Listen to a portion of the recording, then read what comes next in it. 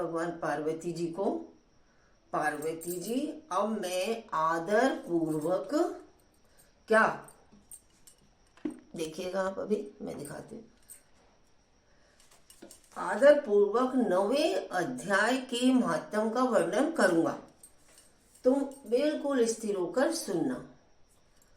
नर्मदा के तट पर महिष्मती नाम की एक नगरी है, नर्मदा के तट पर, किनारे पर, और वहां माधव नाम के एक ब्राह्मण रहते थे जो वेद वेदांगों में निपुण थे, तत्वज्ञ और समय समय पर आने वाले अतिथियों के बहुत प्रेमी थे। मतलब कोई भी अतिथि आ जाए तो वो नाराज नहीं होते, उन्हें अच्छा लगता था।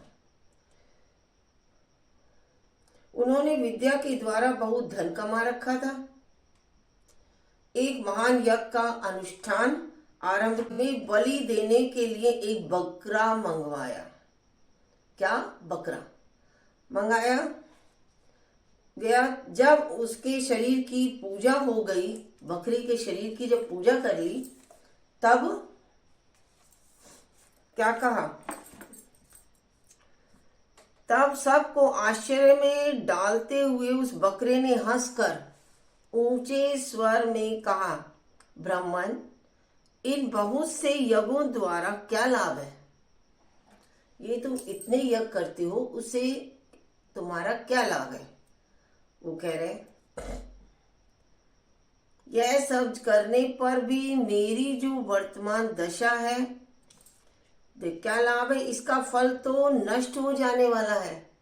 तथा ये यज्ञों द्वारा क्या लाभ है? इनका फल तो नष्ट हो जाने वाला है, तथा ये जन्म, जरा और मृत्यु के भी कारण है। यह सब करने पर भी मेरी जो वर्तमान दशा है उसे देख लो। ये सब करने पर भी मेरी जो वर्तमान दशा है उसे देख लो। बकरे के इस अत्यंत कौतूहलजनक वचन को सुनकर क्या हुआ? उन्होंने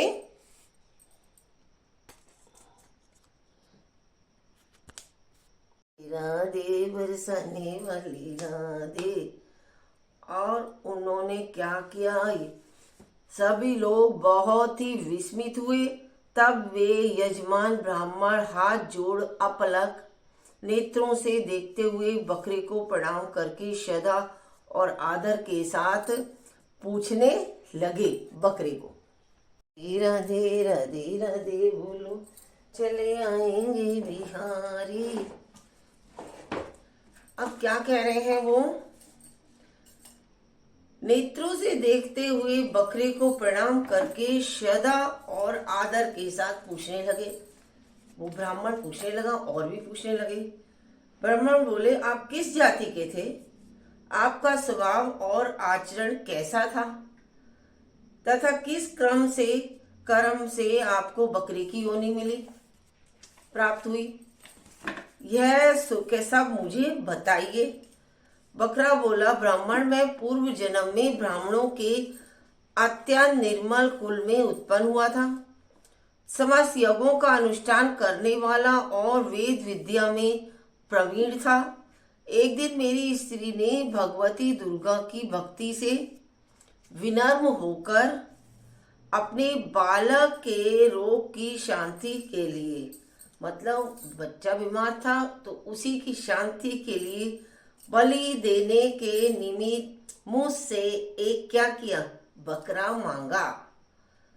जो बकरा मांगा, उसके पश्चात जब चंडिका के मंदिर में एक बकरा मारा जाने लगा, उस समय उसकी माता ने मुझे श्राप दे दिया, ओ ब्राह्मण में नीच पापी, तू मेरे बच्चे का वध कर रहा है, करना चाहता है, इसलिए तू भी बकरे की योनि में जन्म लेगा।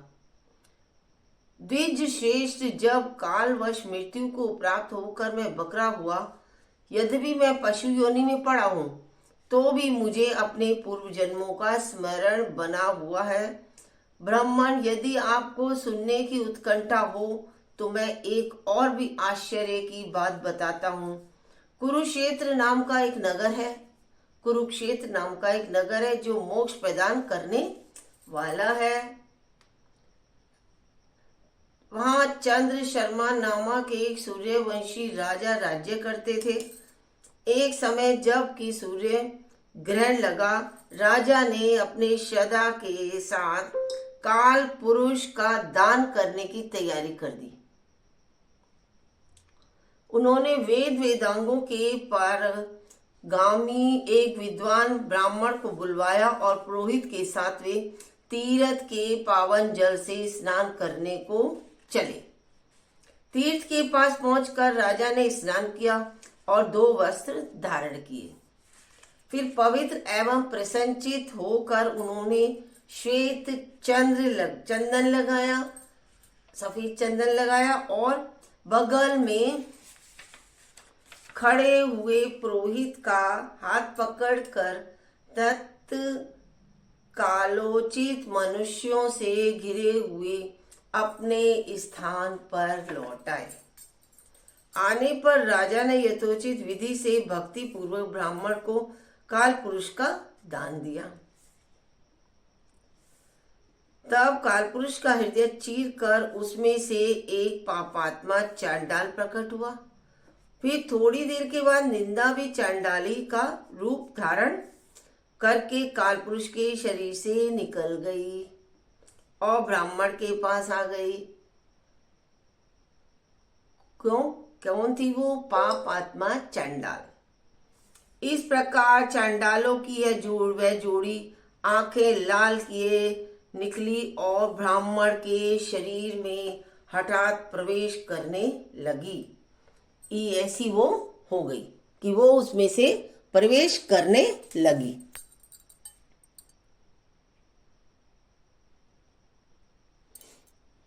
मैं ऊंचा है तू, जय भोलेनाथ, जय हो प्रभु सबरे जगत ऊंचा है तू।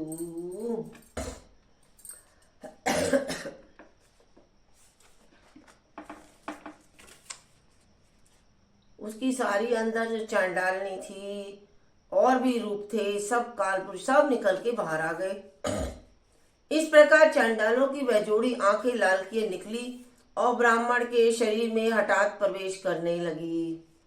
ब्राह्मण मन ही मन गीता के 9वें अध्याय का जप करते थे और राजा चुपचाप यह सब कौतुक देखने लगे।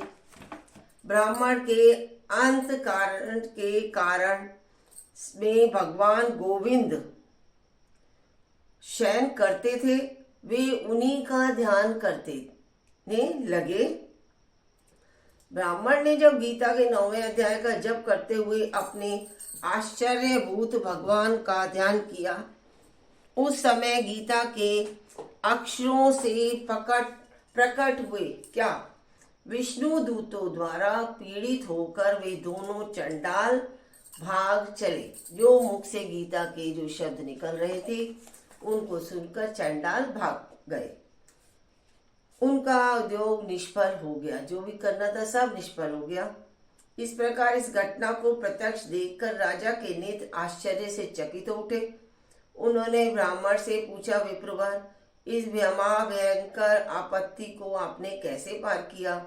आप किस मंत्र का जप तथा किस देवता का स्मरण करते हैं? वह पुरुष तथा वह स्त्री कौन थी? वे दोनों कैसे उपस्थित हुए? ये मुझे आप बताइए।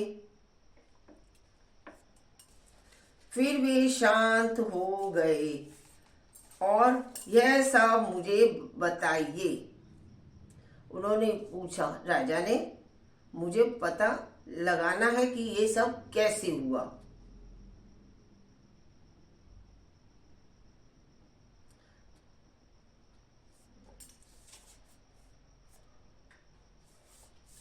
राजन, चांडाल का रूप धारण करके भयंकर पाप ही प्रकट हुआ था। वो क्या, जो हमारे अंदर पाप है वो ही हमारे अंदर से प्रकट हुआ था, अलग से कुछ नहीं, सिर्फ हमारे मन का पाप। तथा वह स्त्री निंदा की साक्षात मूर्ति थी। निंदा, मैं इन दोनों को ऐसा ही समझता हूँ। इस समय मैं गीता के 9वें अध्याय के मंत्रों की माला जपता था और जपता हूँ, और इस समय भी मैंने जपी।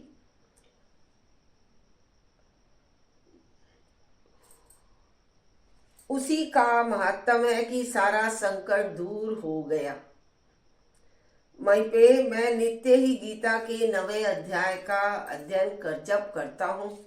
उसी के प्रभाव से प्रतिग्रह जनित आपत्तियों के पार हो सका हूँ। यह सुनकर राजा ने उसी ब्राह्मण से गीता के 9वें अध्याय का अभ्यास किया। फिर वे दोनों ही परम शांति मोक्ष को प्राप्त हो गए। यह कथा सुनकर ब्राह्मण ने बकरी को बंधन से मुक्त कर दिया और गीता के 9वें अध्याय के अभ्यास से परम गति को प्राप्त हुआ। आज बोलो विष्णु भगवान की जय, बोलो मेरे कन्हैया लाल की जय। जय कृष्णा, जय राधे राधे राधे राधे। ये 9वां अध्याय है, महात्म है। अब कल इसी 9वें अध्याय का कृष्ण और अर्जुन संवाद, यानी कृष्ण अर्जुन को कर्म की शिक्षा दे रहे हैं, वो ही मैं आपको सुनाऊंगी। और अब मेरा है, कल भी मैं पढ़ नहीं पाई थी, देर हो गई थी, शिव पुराण। शिव भोला भंडारी रे, शिव भोला भंडारी, शिव भोला, शिव भोला, शिव भोला भंडारी रे, शिव भोला भंडारी। अब इसमें भी शिव जी के सभी पूजा, शिवलिंग, मूर्ति कैसे किस तरह पूजा होती है, किसकी किस समय पूजा करनी चाहिए, किसका कहाँ जन्म हुआ, कितने रूप, पार्वती जी का, अब वो ही इसमें बताया है।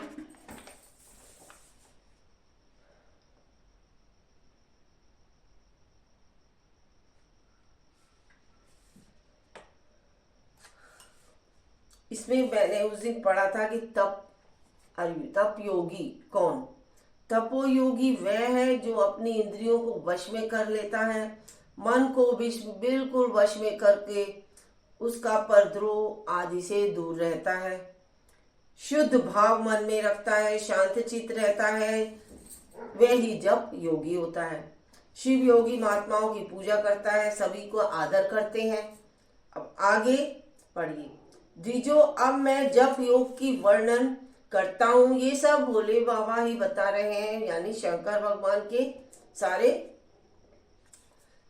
अब मैं जप योग का वर्णन करता हूँ, पूरा ये शिव पुराण का सब चीज इसमें एक एक आई हुई है। इसमें तुम सब लोग ध्यान करके सुनो। तपस्या करने वाले के लिए जप का उपदेश किया गया है, क्योंकि वह जप करते करते अपने आप को सर्वथा शुद्ध कर देता है। ब्राह्मणों, पहले नमः पद हो, उसके बाद चतुर्थ विभक्ति में शिव शब्द हो तो पंचत्व तत्वात्मक 5 अक्षरों का मंत्र हो जाता है।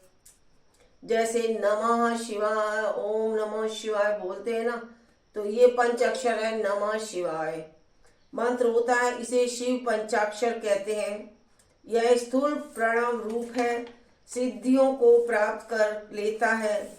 कभी भी शिव जी का मंत्र बोलो, माला करो तो नमः शिवाय ओम, ओम नहीं, सिर्फ नमः शिवाय, ओम का खाली भी हम जप सकते हैं। आदि में आकार लगाकर ही सदा उसका जप करना चाहिए। द्विजो, गुरु के मुख से पंचाक्षर मंत्र का उपदेश पाकर जहां सुख पूर्वक निवास किया जा सके, ऐसी उत्तम भूमि क्या है?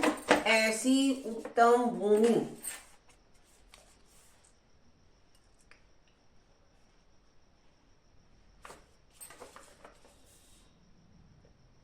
पर महीने के पूर्व पक्ष शुक्ल में, महीने के पहले ही पक्ष शुक्ल पक्ष में आरंभ करके कृष्ण पक्ष की चतुर्थी तक निरंतर जप करना चाहिए। शुक्ल पक्ष को महीने के शुरू में ही शुक्ल पक्ष यानी पड़वा पड़ती है, पूर्ण जो भी पड़ता है पूर्णमासी, उसी से तुम्हें ये जप प्रारंभ करना चाहिए। पूरे महीने ये व्रत होता है। अब देखिए, राधे राधे।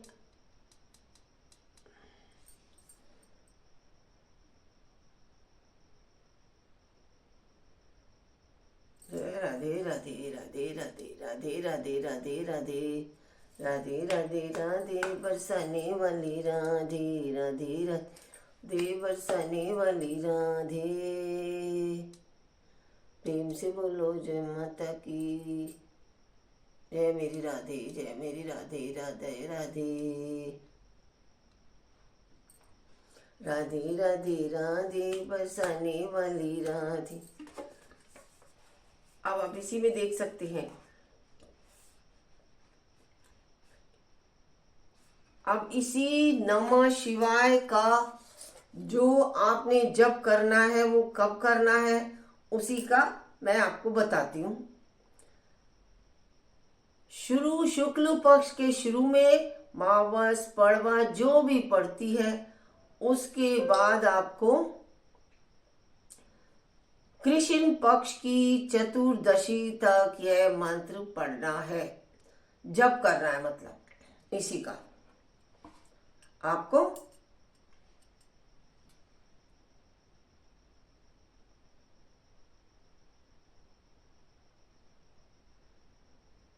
राधे राधे राधे बरसाने वाली राधे, इनका हम जप करते रहेंगे और जप के द्वारा ही हमारा ये सब हो जाता, काम होगा।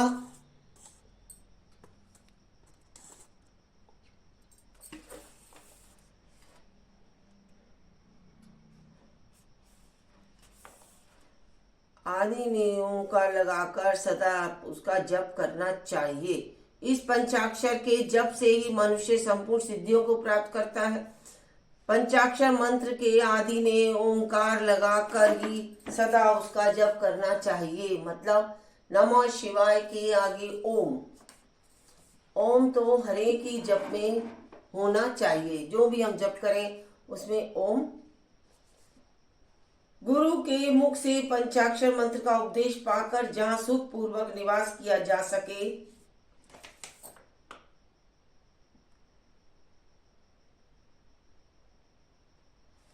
ऐसी उत्तम भूमि पर महीने के पूर्व पक्ष शुक्ल में प्रतिपदा से आरंभ करके कृष्ण पक्ष की चतुर्थी तक निरंतर जप करता रहे। माघ और भादों में के माह और भादों के महीने में अपना विशिष्ट महत्व रखते हैं। माह के महीने में और भादों के महीने में ये मंत्र अलग ही फल देने वाला हो जाता है। सब समयों में से उत्तम माना गया है माह और भादों। सर्दी आ गई है तो माह का महीना, गर्मियों में भादों के महीने में। साधक को चाहिए कि वह प्रतिदिन एक बार परिमित भोजन करे, मौन रहे, इंद्रियों को वश में रखे, अपने स्वामी एवं माता पिता की नित्य सेवा करे। ये इस नियम से रहकर जप करने वाला यानी ओम नमो शिवाय का जप आप गर्मियों में, आप भादों में महीने के शुरू यानी शुक्ल पक्ष की पड़वा से लेकर कृष्ण पक्ष की चतुर्दशी तक ओम नमो शिवाय का आप जप करिए। ये जप भादों के महीने में बहुत उत्तम। और अब सर्दी है तो सर्दियों में आपको माह के महीने में भी इसी तरीके से शुक्ल पक्ष की पड़वा से कृष्ण पक्ष की चतुर्दशी तक ओम नमो शिवाय का जप करना चाहिए। वह प्रतिदिन एक बार परिमित भोजन करें, मौन रहे, इंद्रियों को वश में रखें, अपने स्वामी एवं माता पिता की नित्य सेवा करें। इस नियम से रहकर जप करने वाला पुरुष या नारी एक सहस्त्र जप से ही शुद्ध हो जाता है। अंदर आत्मा तक शुद्ध हो जाती है इस मंत्र से, अन्यथा वह ऋणी होता है। भगवान शिव का निरंतर चिंतन करते हुए पंचाक्षर मंत्र का 5 लाख जप करें। 5 लाख जितना हो सके, वैसे इसमें 5 लाख बताया है। जब काल में इस प्रकार ध्यान करें, कल्याण दाता भगवान शिव कमल के आसन पर विराजमान है। मतलब मन में ये बात रखनी है। उनका मस्तक श्री गंगा जी तथा चंद्रमा की कला से सुशोभित है। उनकी बाईं जांघ पर, उनकी क्या है, बाईं जांघ पर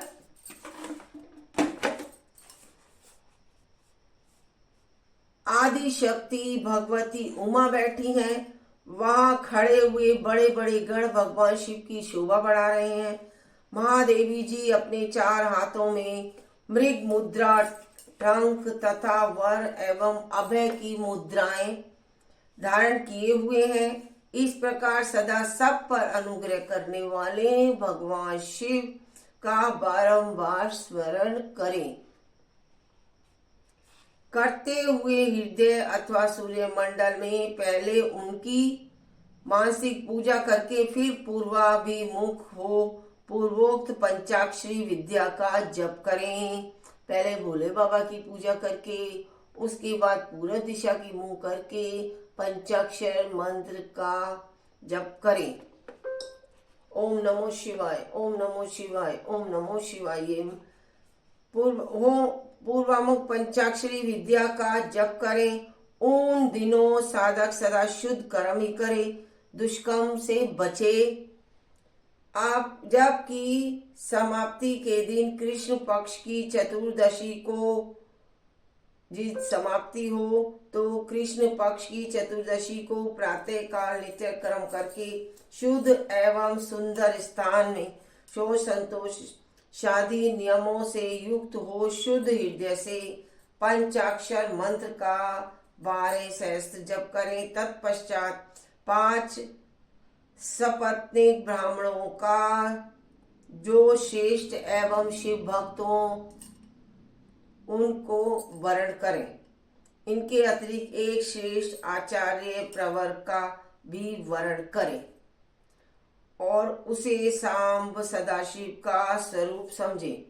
ईशान, तत्पुरुष, अघोर, वामदेव और सद्योजात इन 5 के प्रतीक स्वरूप हैं। कौन? ईशान, तत्पुरुष, अघोर, वामदेव और सद्योजात। 5 ही श्रेष्ठ और शिव भक्त ब्राह्मणों का वर्ण करने के पश्चात पूजन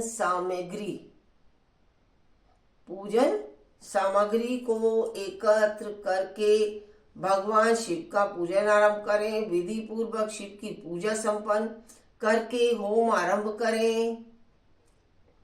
अपने ग्रह सूत्र के अनुसार सुखांत कर्म करके अर्थात परिरस, बुहान, उपलेपन, उल्लेखन, मृद उदाहरण और अभ्युक्षण इन पक्ष भू संस्कारों के पश्चात वेदी पर स्वाभिमुख अग्नि को स्थापित करके कुष्ठ कंडिका के अनंतर प्रज्वलित अग्नि में आज्य भागांत आहुति देकर प्रस्तुत होम का कार्य आरंभ करें। मतलब होम करें। कपिला गाय के घी से 11, 101 अथवा 1001 आहुतियां स्वयं करें। गाय के घी से अथवा विद्वान पुरुष शिव भक्त ब्राह्मणों से 108 आहुतियां दिलाएं। होम कर्म समाप्त होने पर गुरु को दक्षिणा के रूप में एक गाय और बैल देने चाहिए। अब यह किसी की श्रद्धा है, किसी की नहीं। किसी कोई दे सकता है, कोई नहीं। तो आप वैसी नहीं तो बनी बनाई बाजार की आती हैं, उन्हें भी हम दे सकते हैं। चांदी, पीतल, तांबा जिसकी भी हो, बस गाय के रूप में दान करना है। और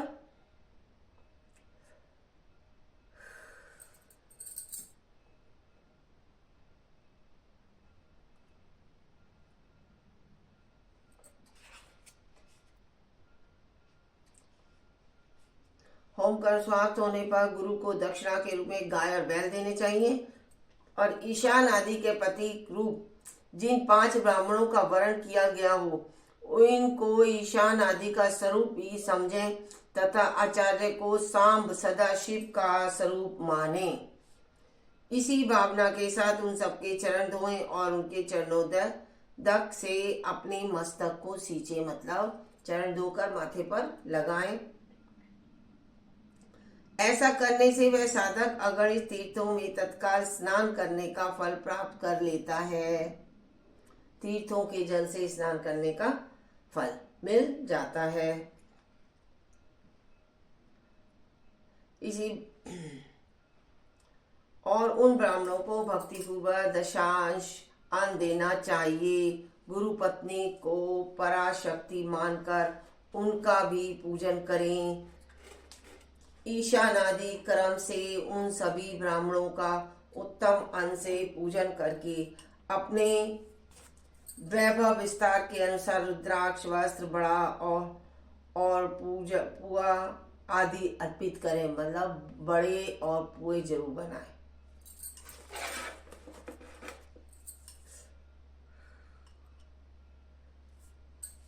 अब क्या करें, तदंतर दिव्य पालादिकों बलि देकर ब्राह्मणों को भरपूर भोजन कराएं। इसके बाद क्या करना है,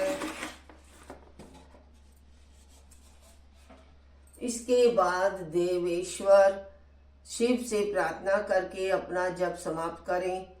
इस प्रकार पुरुष चरण फिर 5 लाख जप करने से समस्त पापों का नाश हो जाता है।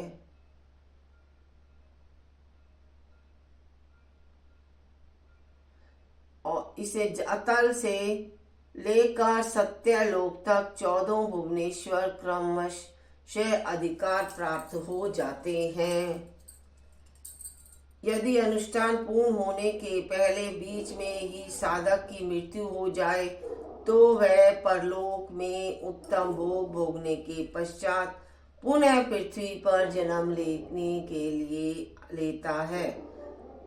पंचाक्षर मंत्र के जप का अनुष्ठान करता है। समस्त लोगों का ऐश्वर्य पाने के पश्चात उस मंत्र को सिद्ध करने वाला पुरुष यदि पुनः 5 लाख जप करे तो उसे ब्रह्मा जी का सामीप्य प्राप्त होता है। धरती पर जन्म लेने के बाद फिर वो दोबारा इन्हीं मंत्रों का जप करता है तो उसे वही फल मिलता है। 100 लाख जप करने से वह साक्षात ब्रह्मा के समान हो जाता है।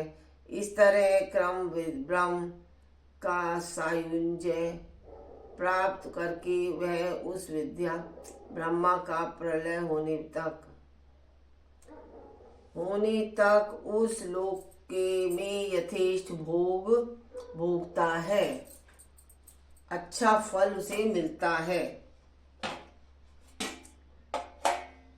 जब वो इनकी पूजा अर्चना जब तब करता रहता है उसी का फल। फिर दूसरे कल्प सत्यलोक से ऊपर क्षमालोक तक जो 14 भुवन है वे भगवान विष्णु के ही लोक हैं। क्षमालोक से ऊपर शुचि लोक पर्यंत 28 भुवन स्थित है। शुचि लोक के अंतर्गत सारे लोगों का नाम बताया है। शुचि लोगों के ऊपर क्या है, कैलाश में प्राणियों का संहार करने वाले रुद्रदेव विराजमान है। शुचिलोक से ऊपर अहिंसा लोक पर्यंत 56 भुवनों की स्थिति है। अहिंसा लोक का आश्रय पाता है, उसमें कार्य भूत महेश्वर सबको अदृश्य करके रहते हैं। और अहिंसा लोक के उत्तर अंत में कालचक्र की स्थिति है। महाशक्ति के आचार्य अच्छा ये काल